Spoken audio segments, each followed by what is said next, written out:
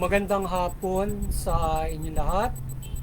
Muli ito po si Herbert Curia, author-promoter ng The Critics Promotions. Ang ating boses at konstruktibong kritisismo, opinyon, komentaryo at konsultasyon sa linggong ito. Kakibat ang ating pananalig sa ating banal na Panginoon Diyos, banal na Panginoon Kristo, at gabayan ng kaliwanagan ni Banal na Santa Maria ay hinggil sa issue ng ICC. United Nations confirms former President case for former President Duterte case for trial. Yan. Ang kaso na inilatag sa dating Pangulong Duterte na crime to humanity ay kinumpirma na ng pre-trial chamber at maaari na siyang litisin sa mga kasong inihain laban sa kanya. So, yun. So, nagkaroon na ng confirmation hearing last Thursday. So, yun. Confirm na ng ating ICC yung kaso ni dating Pangulong Duterte na inihain sa kanya na crime to humanity. So, lilitisin na siya. So, ngayon, nakitaan ng ICC na pre-chamber ang inihain na kaso na may substantial ground to believe na responsable si dating Pangulong Duterte sa mga kaso sa kanya at dapat siyang panagutin. Ito ang mga ebidensyang kanilang nakalap ay nagtuturo na may kontrol ang dating Pangulong Marcos sa mga nangyayaring malawakan at sistematikong pagpaslang. So yun, sa paningin ng pre-chamber judge panel ay mayroon silang substantial ground to believe na mayroong pananagutan ng Pangulong Duterte at siya ay may control doon sa nangyaring doon sa nangyaring patayan doon sa kanyang anti-drug campaign. Ngayon, ang The Critics Promotions at People's Anti-Crime Promotions ay mariing sumusuporta sa mabuting pamamahala, patas na hustisya at karapatang pantao.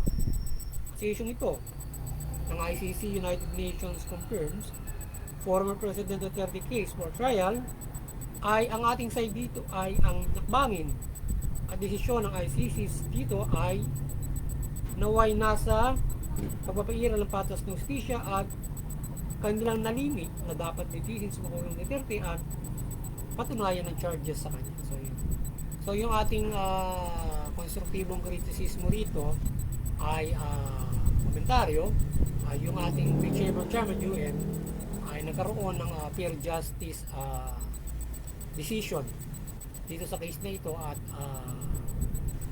para litisin ng Pangulong Duterte.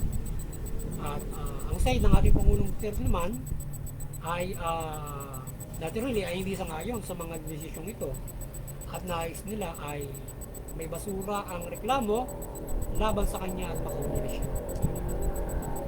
Doon naman sa side ng mga biktima ay umusad na ang paggamit ng hustisya para sa mahal nila sa buhay na nabiktima sa panahon ng drug.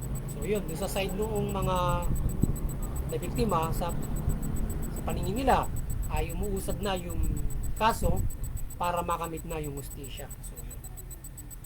So dalangin natin ang gabay ng Panginoon Diyos at Panginoon sa Kristo na umiral ang pure justice at mabigyan ng hustisya ang usapin ito.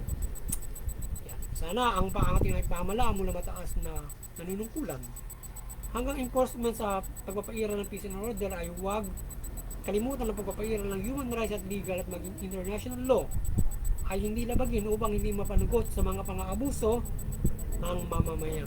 Gamit ang kapangyarihan ng pamahalaan, higit ang hustisya ng Panginoon Diyos sa takdang panahon at pang-araw-araw nating pamumuhay. Kaya yan, yung ating pamahalaan ay magpairal ito ng karapatang pantao, fair justice. Respeto natin yung international law para hindi tayo magkaroon kayo ng ganitong klase ng mga ng mga issue na maaari niyong harapin kung sakasakaling kayo aabusan ng inyong kapulin ng crime to humanity, grave threat, yung grave ano ba yun, grave violation of human rights. So siguro ay hindi lamang yun, maging dun sa ating pang national na pagsunod sa karapatang pantao ay hindi ito balabag para hindi kayo makaharap syempre ng magpahirap ng fair justice para hindi kayo makaabuso at hindi rin nyo maharap ang justisya na maaari nyo kaharapin kung sakasakaling iiran ng justisya ng ating lokal na bansa sa pagpapairan na o local justice. So yan. Kaya sana ay yung ating pamahalaan ay ito ay nakasusunod sa international law human rights para yung pamahalaan ito ay nakikinabang sa mabuting pamumuhay. So muli, ang kaliwanagan ng Banal na Santa Maria ay magliwanag sa bansa mula pamahalaan at mga mayang Pilipino. Yung pamahalaan, mamahala ng mabuti, matuwid din yung harap ng pantao, patas ng justisya, iwasan yung pang-abuso, karahasan, opresyon, korupsyon, katiwalian. Salip ay mamahala ng mabuti, matuwid, karapatan ng tao. Maging accountable. Yung mamamayan naman, iwasan yung paglaman sa pamahalaan, paglabag sa batas. Pagkusuportahan yung pagpairal ng patas ng justisya, karapatang pantao, mabuting pamamahala. Sa gayon, mamumuhay tayo ng mapayapa, maunlad, ayon sa karapatan, at higit sa lahat makakapanampalataya tayo ng lubos sa ating banal na Panginoon Diyos mula sa Panginoon sa Kristo.